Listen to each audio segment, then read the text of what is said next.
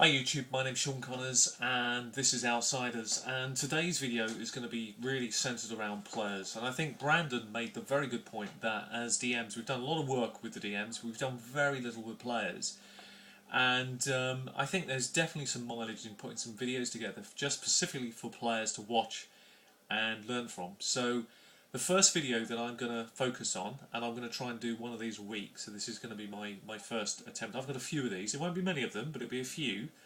But the first one I want to focus on is backstory. Now, the reason I'm starting there over everything else, all the other skills that players need to learn, is fairly simply because I think, you could talk about systems till you're blue in the face, they can be learned.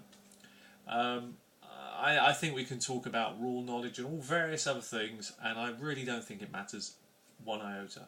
For me, the focus has got to be on driving players to understand how to create characters, what to do, and how to assist and support the referee, and actually how to become good players.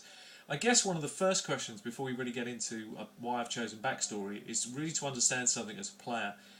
This goes for the DM and the player. The first thing is, what are you trying to get out of it? Now, if you're a casual gamer, you turn up and it's a bit of fun and all that, that's great, there's nothing wrong with that. But you've still got to understand the fundamentals, because you've got to give something back. Because probably what you don't realise, if I'm being honest, is how much work your DM does for you. And these videos are going to be an opportunity for you to give something back to that DM, really. So the first one is about backstory. Now, I've chosen it for a reason. I'm going to try and explain this and hopefully do a good job doing it. So feedback, as always, very welcome. When you look at things like, say for example, good movies, and you look at actors and actresses, you can take them for granted and just think that they're given a script and that's it. There's a great example of one actor who's a British actor, and I haven't chosen him just because he's British. A lot of good actors do this, but Michael Caine is a brilliant actor when it comes to backstories. He will develop one, and a great example of that is if you've ever seen the more modern version of Batman. I'm talking about The Dark Knight here. His Alfred.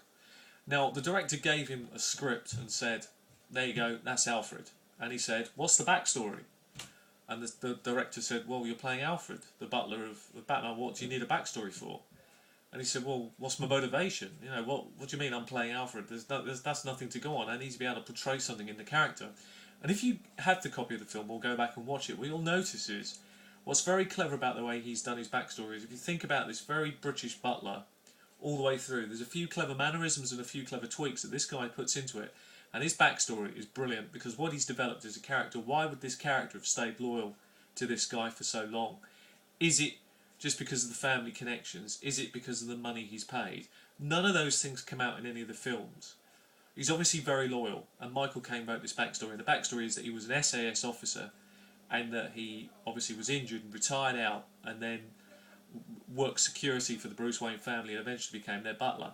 And then he has this loyalty to the Bruce Wayne son, i.e. Batman. And it's absolutely superb. And if you watch the film and think of Michael Caine in that role, he doesn't say anything about it. It never comes out in the entire film, but the backstory is brilliant. So really, when you're thinking about your character for your DM, you've got to think backstory. And that's a two-way mirror, because your referee has to give you enough information for you to understand what is key to you at that moment in time. Now, that might be something quite small, a particular village, a town, something very, very small, a little geography, and you've got to weave a backstory into it. Think about your family. Now, a lot of players, often what happens is, as they've played for a number of years, they begin to get quite insular in their backstories. So they start to come up, you see a lot of contrived angles of players. I'm an orphan. I must have seen 1,000,001 orphan stories poorly done in my time. No one minds a good one, but the bottom line is, try to be different. Try to think of it in terms of, what is your character's life like before he became an adventurer? What was his life like before the situation the player gave him? Try to give your DM an incredibly rich and detailed backstory. Now, when I say rich and detailed, what I'm really referring to here is, at least give him a good A4 side of piece of paper to work with. At least. A good player will give that and more. But a backstory really, really helps you and the DM, because you can have from your backstory you can have a lot about you as a person, and also it can be about, the backstory can also cover things that are going to happen in the future, because it can be around the things that have gone on in the past that will affect you immediately as the game unfolds. But you need to work quite closely with the referee often in backstory building. So that's the thing. So here's another few tips for you about how to go about backstory building.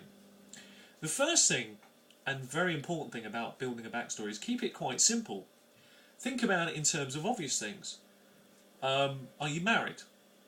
Do you have brothers and sisters? What's happened to them? Are they alive? Are they dead?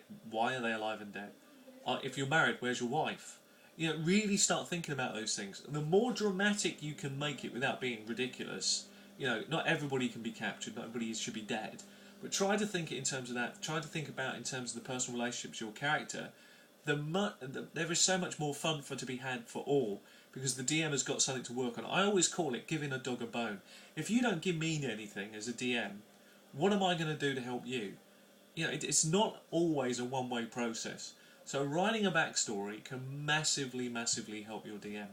And equally, it can immerse you in the world that you're about to undertake.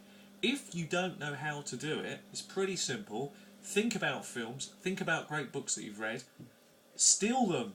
Yeah, take whatever you want to take from it. It doesn't matter, but try to think of the backstory. If you consult Storyboarding 101 video as a player, use it in terms of working a backstory out. So think to yourself, okay, I'm a lonely child, my family is this is where we lived, this is what we used to do. If you've got questions around what you're doing, ask your DM. But the beautiful thing is, when you turn up for your first session, the most important thing you can have done is have a backstory.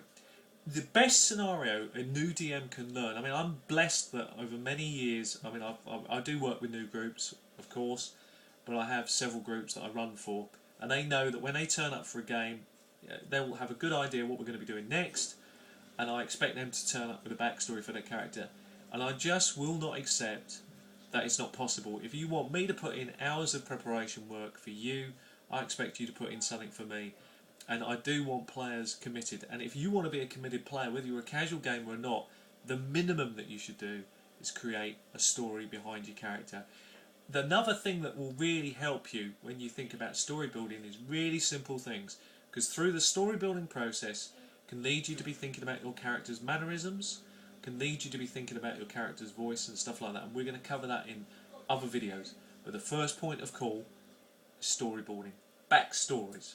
That's the absolute key. The backstory behind you and why you are who you are. Anyway, I've been Sean Connors. This has been Outsiders, my first player video. Hope you enjoyed it. Till the next time, take care of yourselves and see you again. Bye-bye.